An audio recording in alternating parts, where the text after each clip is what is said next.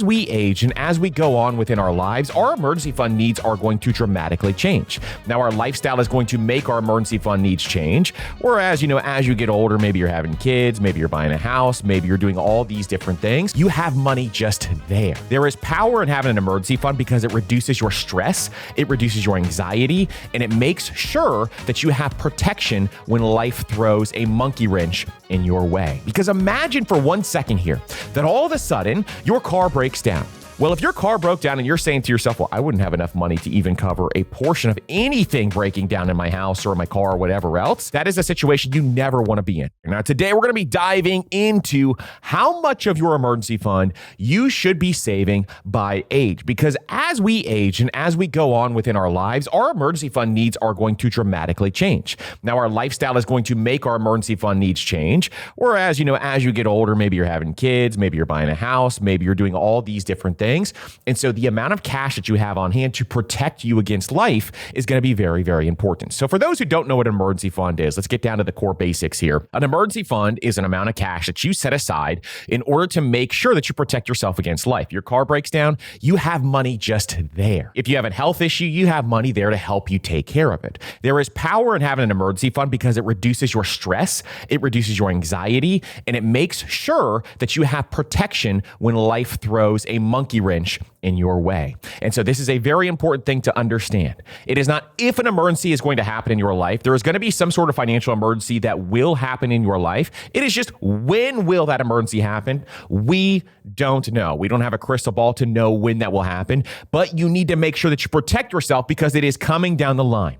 It is going to happen. In the Bible, Proverbs 27:12 says, "The prudent see danger and take refuge, but the simple keep going and pay the penalty." And you want to make sure that you are taking refuge by making sure that you protect yourself with these dollars. You put these dollars somewhere and protect yourself. But the big question then comes up, well, how much money do I need to keep on hand? Because most people have no idea really how much they should save.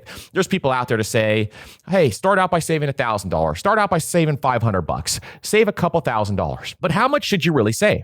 Well, the answer, you're going to find out today exactly how much you should save. I'm going to talk through some of the obstacles that you may have by age. I'm going to talk through the 1-3-6 method and this powerful methodology that we created on how to build up your emergency fund to make it work for you in every single scenario, no matter what. And we're going to go through each decade some considerations that you should have when you are building your emergency fund. And maybe you need a little more than you thought you did. And so that's what we're going to be talking about in this episode. So if that's something you're into, let's get into it. All right. So at the top of this episode, I want to make sure that first we're going to dive into the 1-3-6 method. If you've never heard of the 1-3-6 method, this is our system on how to figure out how much you need to save for your emergency fund. But in addition, it's also going to be a way for you to learn, what do I do if I use my emergency fund? How do I build it back up? What steps do I need to take in order to make sure that I have enough based on my lifestyle? And so we're going to go through the 1-3-6 method to give you complete clarity on exactly what you need to do. And what this is going to do, it's going to reduce your stress with money. It's going to reduce your anxiety around money. Because imagine for 1 second here that all of a sudden your car breaks down. Well, if your car broke down and you're saying to yourself, well, I wouldn't have enough money to even cover a portion of anything breaking down in my house or my car or whatever else, that is a situation you never want to be in. Now, let me give you another scenario. When I first did this, when I first started to save money in my emergency fund, okay, I ended up saving up a couple thousand, then a couple thousand more to make sure that I protected myself. And you're going to see exactly how much you need here in a second. And all of a sudden, my car broke down. And when my car broke down, I needed to spend $2,000 in order to fix it. Now, a couple of months before that, that would have been a daunting task for me. That would have been one of the most stressful things I ever went through, because then I would ask myself, well, how am I going to pay my bills? I'm living paycheck to paycheck right now. I'm just out of college. I'm in my entry-level job. I don't make much money. What am I going to do? But instead, I had the money just there. The money was there. I took care of it. And all of a sudden, the light bulb went off. Oh my goodness. Having cash on hand reduces your stress dramatically around money. It reduces your anxiety dramatically around money. Have you ever been in your relationship, for example, and you say, maybe your husband or your wife starts to spend money on something specifically, and then something breaks down in the house? Okay. And you have to cover that breakdown. Well, what starts to happen? People start finger pointing at each other, saying to themselves, oh, you bought this, this, and this, and now we have to pay for the water heater blowing up. How are we going to do this? And you start to get into these little arguments. The emergency fund solves that problem for you. All the stress and all the anxiety surrounding money is going to be solved if you have cash on hand. The emergency fund frees up your mind so that you can make better financial decisions moving forward and build wealth because it protects you on your wealth building journey. Imagine if something derails you and then all of a sudden you can't keep investing and you're going to miss out on those months of those gains, or you can't max out your Roth IRA this year or your HSA this year. That's going to make a big dramatic impact on your wealth long term. So that's what the emergency fund is going to help you do. So with the 1-3-6 method, step one is one. What does that number one mean? That means the first thing we want you to do when it comes to making sure that you have enough money is I want you to at least get to 1 month expenses. Now, how are you going to do that? Well, first, you're going to calculate your monthly expenses. So I want you to include your mortgage and rent. I want you to include your utilities. I want you to include your groceries, your insurance, your debt payments, and transportation. I want you to round up on this. So let's say, for example, you spend $5,700 every single month. I want you to round up to $6,000, okay? And so what I want you to do is for this first goal, you want to get to saving 1 month of expenses. Now, for some of you, that may sound like a daunting task. How the heck am I ever going to be able to do that? We're going to do it $1,000 at a time. So you're going to get to your first $1,000. Then you're going to go to your second $1,000. Then your third $1,000. All the way up to whatever you spend every single month with 1 month, okay? That is the goal. Secondarily, where am I going to put this? I want you to put this in a high yield savings account. We're not going to invest these dollars. We're not going to put these dollars and stuff them under a mattress. We're not going to take these dollars and put it in the safe in our closet. We are going to put this in a high yield savings account. Why? A high yield savings account has a higher interest rate than your traditional savings account at Chase or Bank of America or Wells Fargo or whatever other brick and mortar bank that you bank at. And so a high yield savings account is going to have a higher yield. You can go to Ally, you can go to Marcus, you can go to SoFi. There's a bunch of them out there. You can look at rates out there if you want to as well. Just find a reputable bank that also allows you to budget inside of that high yield savings account so that you can utilize the bucket method for savings. If you've never heard of that, we have another episode on how to do that, okay? And so a high yield savings account is going to be a very important step here. Now start small, but I want you to be consistent here. Even if it's $25, even if it's $50, $100, I want you to be able to start to build up so that you can get to this first month expenses. Also, prioritize this fund over everything else. I want you to prioritize this outside of making the minimum payments on debt. I want you to prioritize this outside of, when you're investing your dollars, outside of maybe something like getting your employer match. I want you to prioritize this because you need to make sure that you at least have 1 month of expenses on hand. Why? Because if something happens and you don't have cash on hand, you're just going to go backwards financially further and further and further. And it's going to happen at some point in time in your life. You just don't know when. Now, if this is something where you are saying to yourself, well, I don't know. I don't even know how I'm going to save an extra $1 on hand. And we're going to need to increase our income. You have an income problem, and we're going to either need to increase our income or look if we can cut back. For most people, though, you can only cut back so much. And so you need to find a way to increase your income. We have tons, and I mean tons of episodes on exactly how to do that. Now, why does this step matter? 1, it gives you breathing room between paychecks. Okay. 2, it prevents immediate financial panic during small emergencies. Small emergencies are why most people who live paycheck to paycheck stay living paycheck to paycheck because they can't even take care of a small emergency. And so every little thing that happens just derails them financially. That's not going to be you anymore. This is going to change for you today. We are not going to get derailed financially anymore because you have a plan in place and we're going to follow this plan. It's your first step towards real financial independence also, because anybody who has achieved financial independence they have cash on hand to protect themselves against emergency. So that is what the 1 stands for. Now, after you have 1 month of expenses, the next thing I want you to do is if you have any high interest debt, any debt above a 6% interest rate, I want you to go ahead and I want you to start attacking that debt. So you have 1 month of expenses saved in a high yield savings account. Now we are going to pay off this high interest debt that is anything above a 6% interest rate outside of your mortgage, because a mortgage you can refinance. And we want to look at this in either 2 ways. You can do the debt snowball or the debt avalanche. We just had an entire episode talking about debt that you can go back and reference. But I would just continue to make sure that you have 1 month in place, and then you go after your high interest debt and attack that as fast as you can. Any low interest debt below a 6% interest rate, that's not something you need to prioritize right away. Just make those payments. But outside of that, the high interest debt needs to go away. If you have a credit card or a personal loan out there, or you have any high interest debt, you need to make sure that you take care of that first. Pause any other unnecessary spending until that debt is gone. It's really, really important to make sure that you do this, because once paid off, it frees up cash flow so that you can grow your emergency fund more. And then we're going to grow and start investing our dollars as well later on down the line. Here's the next step, okay? So you got your 1 month of expenses saved up. You paid off your high interest debt, anything above a 6% interest rate outside of your mortgage. Next, what are we going to do? Now we're going to build up to 3 months of expenses, okay? This is the 3 in the 1, 3, 6 method, okay? We're going to go towards that 3 months of expenses, and we are going to start to get the next 2 months. So you already have 1 month saved, so you only have to save 2 months more of expenses. And so as you do this, I want you to recalculate all your expenses. It may have been some time since you did this calculation, so go back and see, do you have everything in place? Is this an accurate number? And then continue to contribute to your high yield savings account weekly or monthly. And the key thing here is just to set it up automatically. Automatically transfer it into your high yield savings account. You don't have to rely on your willpower. It just automatically happens every single month. I have not made a transfer to my high yield savings account in some time because I have it all set up automatically. I don't even think about it anymore. It just happens. It just all goes in there. My account grows every single month and I am okay and I am A-okay. But we need to get to 3 months of expenses. Why is this important? Because 3 months is when you're starting to make some real progress here, okay? You're starting to at least be able to protect yourself against a lot of big emergencies that are out there. And this is going to help you protect yourself when, the car breaks down, the house has a big issue, maybe you need a new AC unit, or maybe your roof has a leak, or maybe something big happens in your life. This will help you solve that problem. Maybe you total your car and you need the down payment for the next one. This is going to help you solve that problem, is having 3 months of expenses in place. Also, it'll help you protect against some job loss. But the reason why we go to the next number is to protect you against job loss, which is the big, real reason why we have this emergency fund in the first place, okay? Also, when you have 3 months of expenses, it helps you avoid dipping into things like 401ks or Roth IRAs or taking on additional debt for those big emergencies.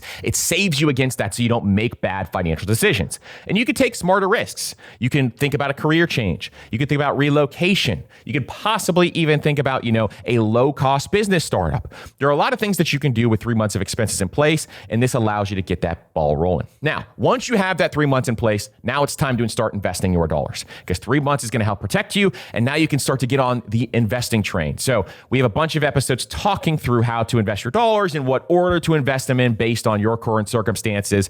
And so make sure you check that out if you haven't already. Now, the next step is once you have 3 months of expenses, I would split it off, okay? So I would do half of my extra income going towards my emergency fund, the other half going towards my investments, until you get to the next step, which is the 6 months of expenses saved up. Now, there's a lot of people out there who are going to tell you to save 3 months of expenses, and that's A-okay. They think it's enough money there for you to have 3 months of expenses in place. I am not one of those people. I do not believe that 3 months of expenses is enough in an emergency fund. Why? Because if you lose your job, let's take ourselves through this scenario right now. If you lost your job, your boss came to your desk and said, hey, you're fired. Or your boss came to your job site and said, hey, you're fired today.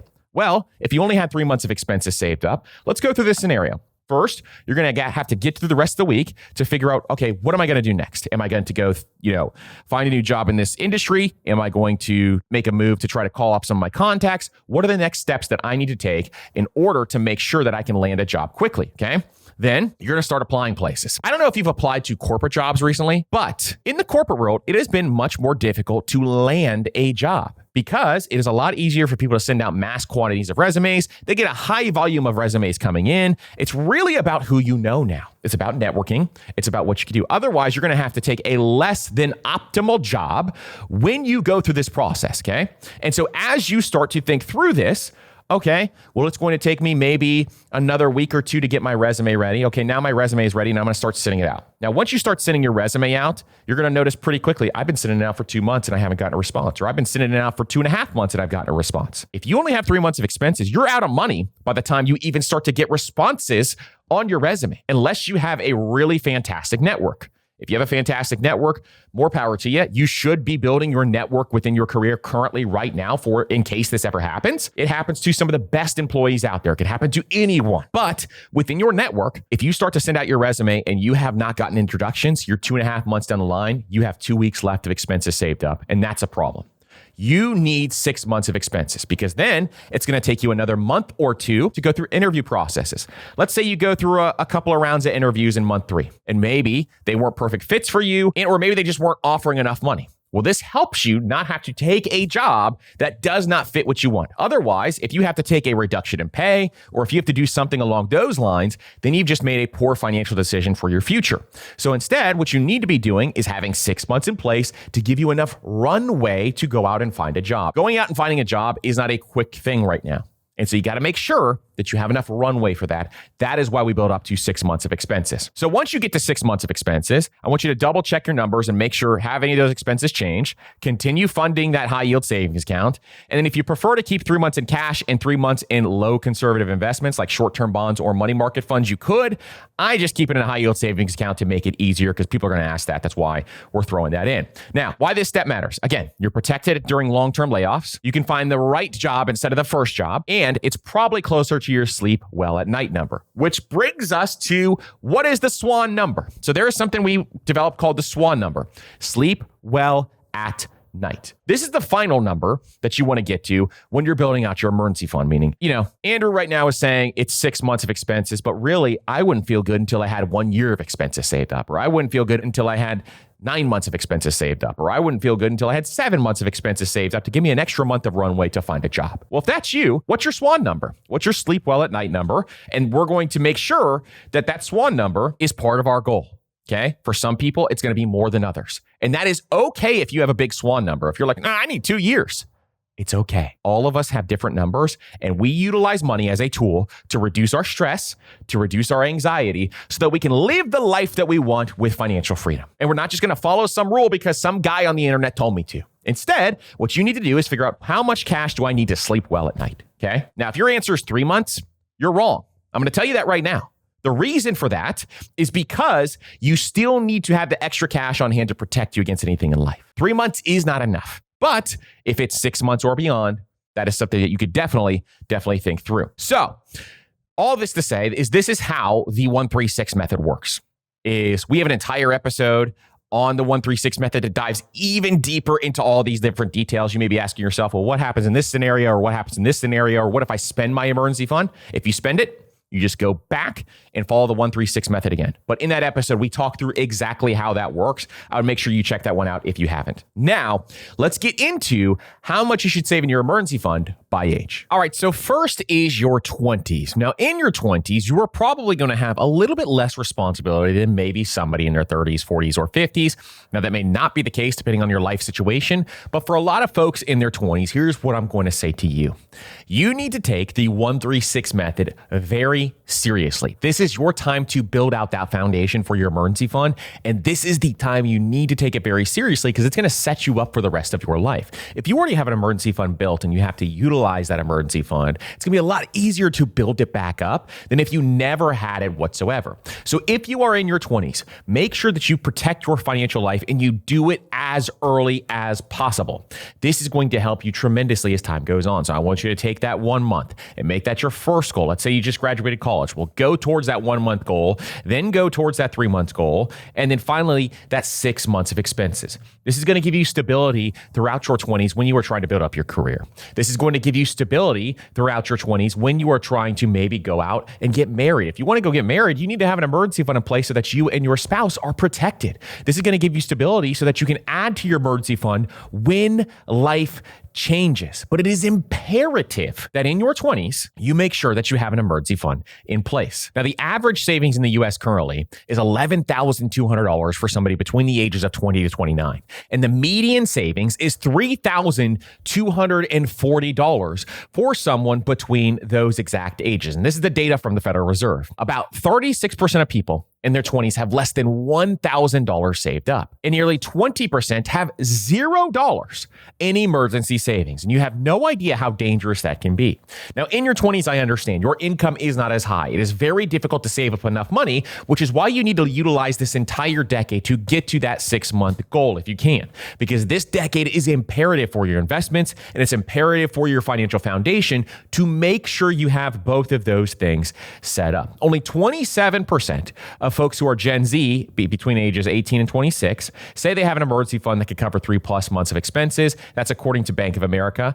And Gen Z is saving on average 14% of their income. So that is much better than some of the previous generations, higher than millennials for sure. And this is from a Fidelity report in 2023. There's other notable stats that 53% of Gen Z workers are already contributing to retirement accounts, and 69% say building wealth is a top priority. So Gen Z, you are doing fantastic in terms of looking at wealth and understanding how wealth works. And if you are someone who is a younger millennial, then you need to take this more seriously. You need to make sure that you are doing this and taking this more seriously going forward. So your 20s are the time for building. This is a time to build up your emergency fund for most people and have that financial foundation. Now, as we get to the next ones, obviously the 1-3-6 method, if you have not started that already and you're not to 6 months of expenses, that's going to be priority as we get to some of these other decades. But in your 20s overall, most of you are not going to have a fully funded emergency fund yet. I want you to build it and I want you to focus on that. That's going to be very, very important. In addition to understanding the compound interest and time are so incredibly valuable in investing your dollars going forward is also a big goal that you want to go after. So these stats are ones that I want you to make sure that you focus on, and going forward, let's make sure we get on the path to saving our first 6 months. Now let's get into the 30s. All right, so now we are moving on to folks who are in their 30s. And in your 30s, this is going to be a time where maybe you're getting married, maybe you're having kids. This is the time where it gets a little messier when it comes to your life. You have less time than ever. You're working on building up your career.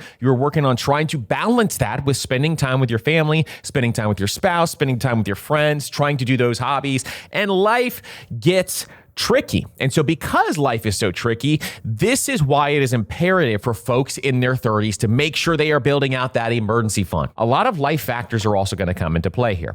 What I like to do is when it comes to my emergency fund, I like to think through, okay, well, with each child within my life, I have 3 kids now. All 3 are under the age of 7.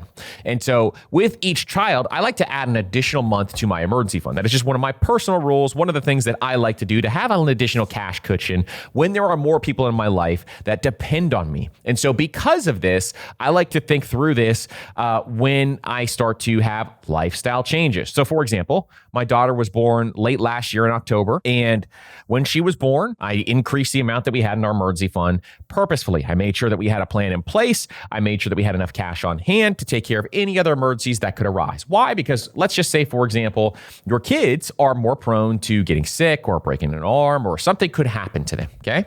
Or something could happen in their life, and you're going to need some extra cash on hand. And so for me, when it comes to my 30s, I do this to protect my family. And or if you're someone who is single and then you're getting married in your 30s, that is happening a lot for folks in their 30s. If you get married in your 30s, well, your emergency fund needs are going to change because now there's 2 people involved instead of 1. Sometimes it becomes a lot easier because you have 2 incomes instead of 1 if both you and your spouse work, but sometimes it doesn't if you plan on not having your spouse work. So you just got to look at your lifestyle differences and what is going on. Now, 47% of Americans between age 30 and 39 say they could take care of some emergency if it happened within their life. And the median account balance in someone's savings account between these ages of 30 to 39 is $7,500. For most people, that is not even going to be close to high enough of how much you need to have. That's total savings, including brokerage accounts. And so for a lot of people out there, we need to make sure that we are looking to look at our emergency fund needs. So the first thing you do is in your 30s, you need to reassess your emergency fund needs. If you have kids, if you have a mortgage or dependents, a full 6-month fund becomes critical. Now, let me tell you this right now. If you are someone who is going out there and you're buying a house and you don't have a 6-month emergency fund, you own a house, you are making a massive mistake. One of the parameters before you buy a house is you need to have a fully funded 6-month emergency fund. That is our rule. You have to have 6 months in place. If you have 3 months in place, well, guess what? If that roof caves in and you have a big issue with your roof, you got a whale of a problem. Roofs don't cost $7,000 like they used to anymore. They cost a lot more than that. And or if your AC goes out, or what are you going to do if your water heater goes out? Guess what happens? Homeowners, when something breaks, you're going to have 3 things in the house break at the same time. If you have ever experienced this before, when it rains, it pours. And so if you're a homeowner, you got to make sure that you have enough cash on hand to take care of this stuff. Emergencies aren't just job loss anymore. They are for all these other things. Think medical bills, home repairs, needing to take an unpaid leave because your kids get sick. There could be so many different things that happen, and you need to make sure that you have that cash flexibility. Now, when you think about this, I put all again, even in my 30s, I put it all in a high yield savings account. Can you divide it up in buckets? If you have more than 6 months in your emergency fund, you absolutely can.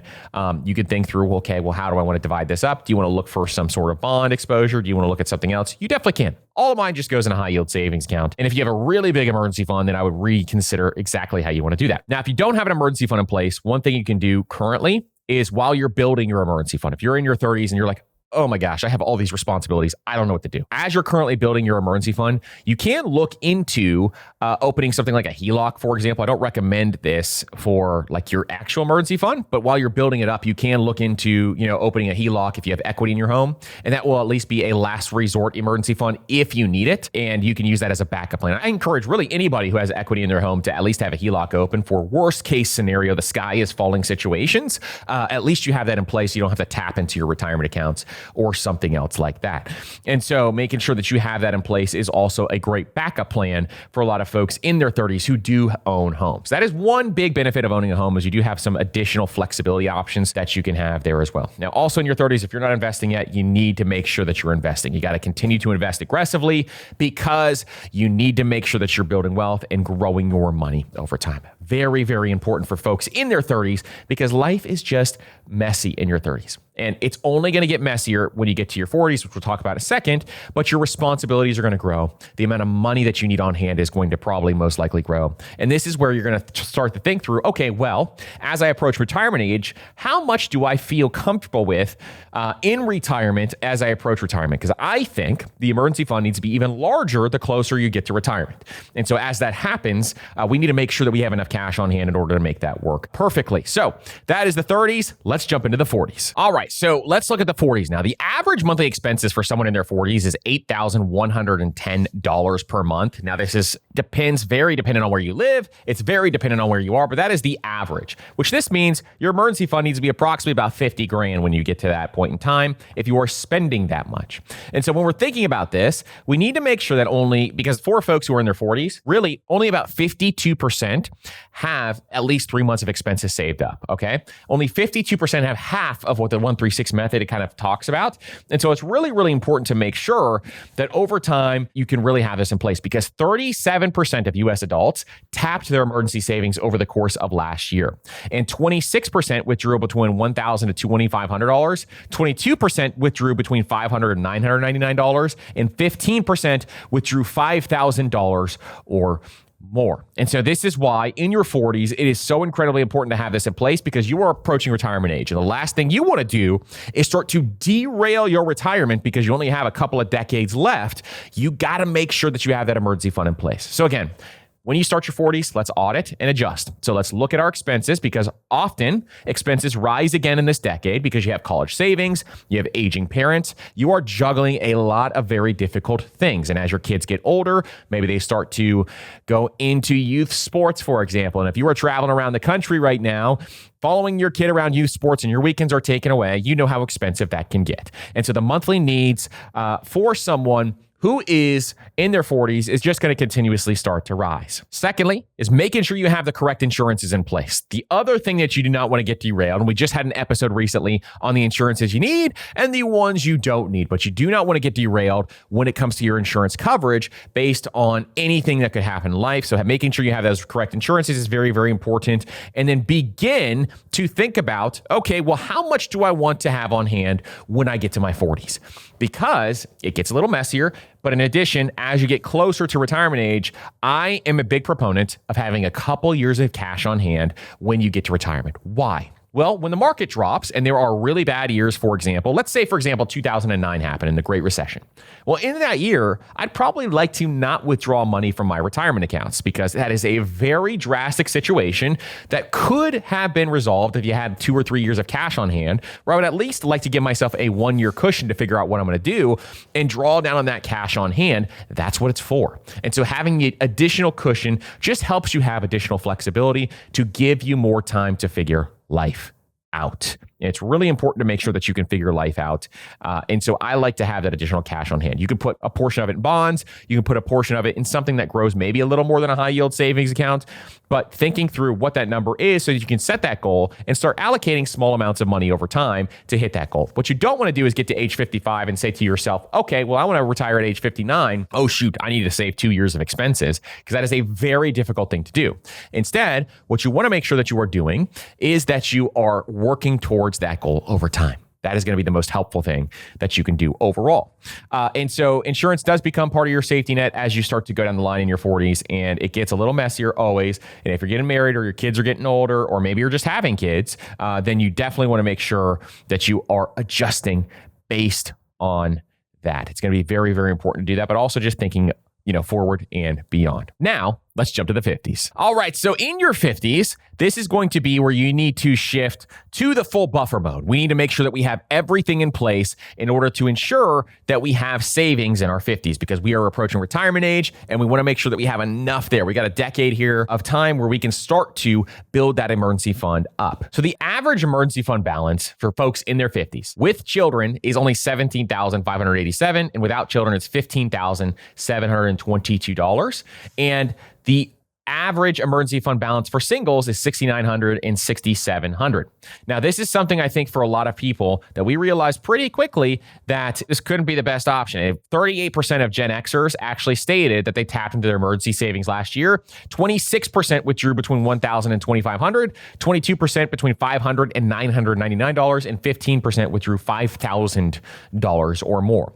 And so that shows right there that there is a chunk every single year that have utilized their emergency savings. And so making sure that you have this emergency fund in place is going to be very, very important for most people. You got to have an emergency fund in place, especially in your 50s.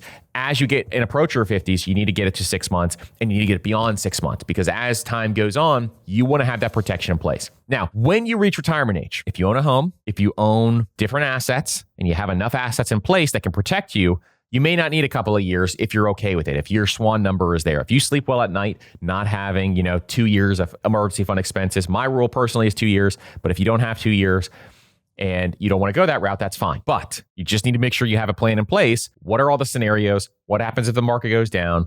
What's going to happen? How much am I going to withdraw? Am I going to adjust my spending overall? Because I'm really a guy, your boy just doesn't want to adjust his spending. That's typically the way I am, is I don't want to adjust how much I'm spending always. And so that is what I'm trying to protect for as well. And so overall, I definitely would if I needed to, but I try not to if I don't have to. And so that's kind of partially why I like to have an additional cushion on hand, but also it's when the market downturn happens, I'm going to be utilizing the cash I have on hand, at least for a couple of months, until I figure out exactly what I want to do when those downturn happens. So it gives you financial resilience. It gives you the ability to not have to go into debt for any reason whatsoever, because really you don't want to be ever going into debt when you hit that retirement age. And it gives you some additional action steps to help you build up that emergency fund so you don't have to worry anymore. It takes away the stress and takes away the anxiety. The last thing you want in retirement is to be stressed. You want to make sure that you can enjoy your retirement with no worries whatsoever.